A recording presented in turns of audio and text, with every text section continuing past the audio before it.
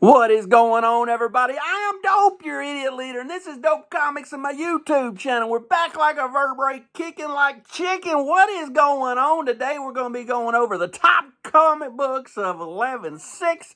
We're going to be showing the moderns. We're going to be showing some cool slabs, and we're going to be showing what we picked up from the back bins. What else could you want? Let's start out with what everybody cares about the least, and that is the top 10 pulls of the week. From League of Comic Geeks, the top 10 pulls of the week. Number 10 was Poison Ivy. Who's reading that? Not me. Number 9 was Avengers. Who's reading that? Not me. Number 8 was Green Arrow. Who's reading that? Not me. Number 7, a disappointing Something's Killing the Children, 0. I would have figured that'd be at least 1 or 2. Something's Killing the Children was huge back in the day, and it's just fading out. It's fading out. It's the only little thread that Boom has had. It's the only thing hanging on. Boom's trying to squeeze every little juice out of that turnip. And it's all they've got. So, good riddance, Boom. Also, number 6 was X-Men. Number 5 was Action Comics. Number 4, shocker. Thought this would be number 1, Absolute Superman. Debuts at 4. That's not that good. Number 3, The Ultimates. Number 2, Saga. Number 1 was Batman, and that comes from League of Comic Geeks. That's the top 10 pulls of the week. Now that that's over with, let's talk about what I actually pulled. It was a short week, not a lot of stuff in my pull box. So when that happens, I like to pick up number 1 issues, maybe even things I'm not even interested in. But it gives me a chance to find out things that I usually wouldn't pick up. And sometimes I find some really good stuff. I wasn't really interested in Sam and Twitch because it was a Spawn story, I thought. And the Spawn figures, and I'm not into Spawn. And I picked up Sam and Twitch one time, and it was amazing. So sometimes that kind of stuff works out. So today it didn't. I picked up Absolute Superman. I wasn't going to pick it up, but I picked it up because it was a short week and I needed some things to read, and this was number 1. And it was absolute garbage. I didn't like it. It was more like a Star Wars, Star Trek type thing. It had to do with futuristic planets and buildings made of crystals and, I don't know, people walking around with symbols on their chest. And it was very Star Trek-ish to me. I know it's supposed to be sci-fi, and I know that Superman's an alien, but I'm just not feeling it. It wasn't what I wanted in a Superman book. So I will not be picking up any more Absolute Superman. I'm not into absolute sci-fi and Star Trek. So that is not for me. I picked up this JSA and I have mixed feelings on it. This is the first time I've ever read any Justice League Society. Or what is this? What are they called? Yeah, JSA, what are they called though? What is it? Justice Society of America. It's the first time I picked up any JSA. I wanted to really get to know some of the characters because their old characters are bringing back, and I've read Dr. Fate before, and I've read a few of the others, but I really want to learn about Sandman. And this really didn't scratch my itch.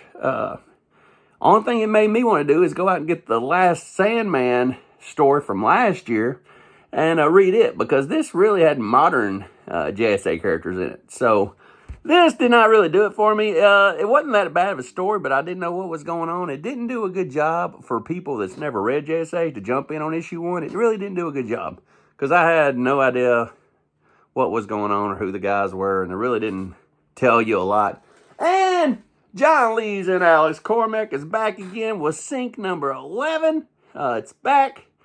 It's been on hiatus for a while. This is one of my favorite reads of all time. If you don't know, this is about a scummy town called Sink Hill and all the crazy stuff that happens in Sink Hill. And there's all kinds of violence, and there's murder everywhere. There's clowns that abduct you.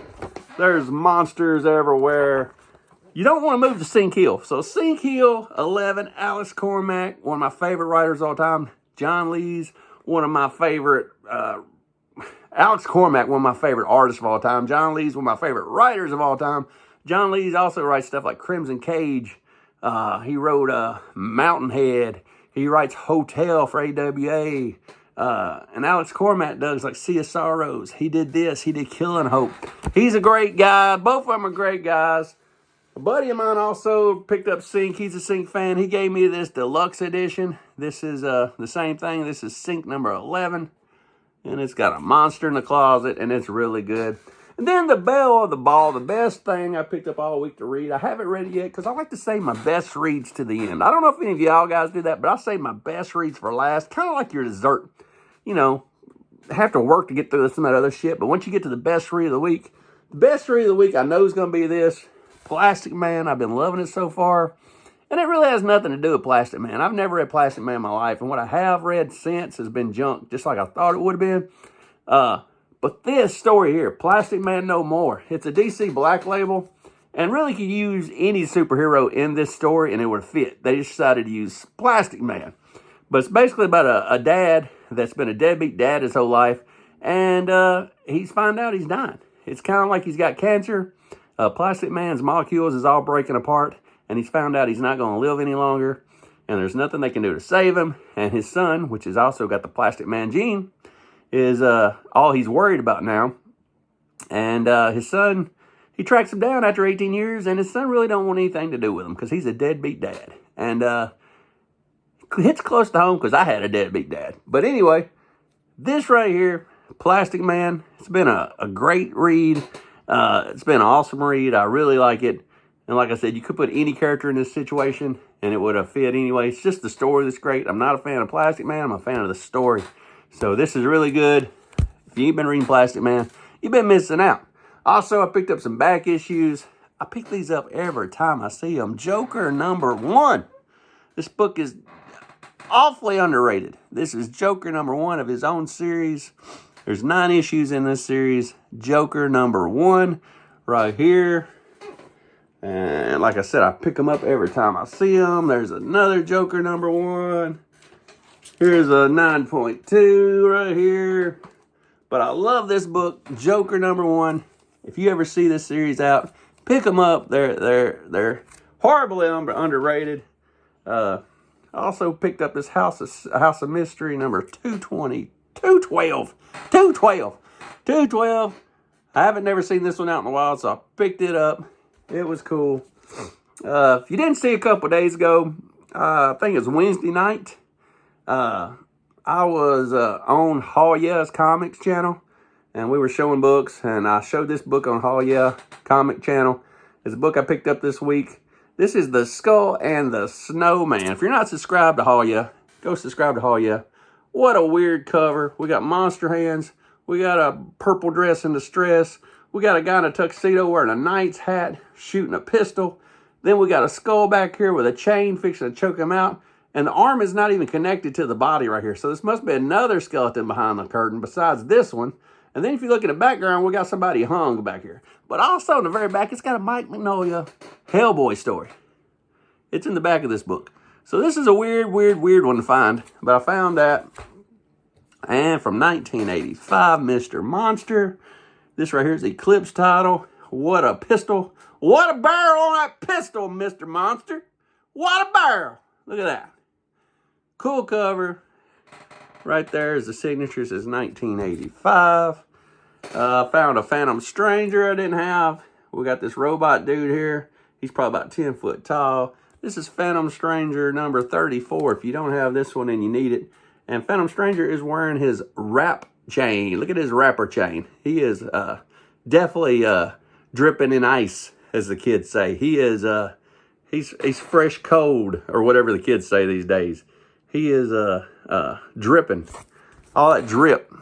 And we've got Ghost number 81. Fantastic cover. We got this skeleton. It's about 8 foot tall, coming out of the concrete. And I don't know how he does that with no muscles, but he's coming out of the concrete. He is killing construction workers, and he is just killing it. And that is all we have for this week. What do you know? We're under 10 minutes. I don't try to keep you guys too long because y'all got better things to do than sit around watching some dude with a white beard play with fucking Hulk toys. Until the next time, read your comics.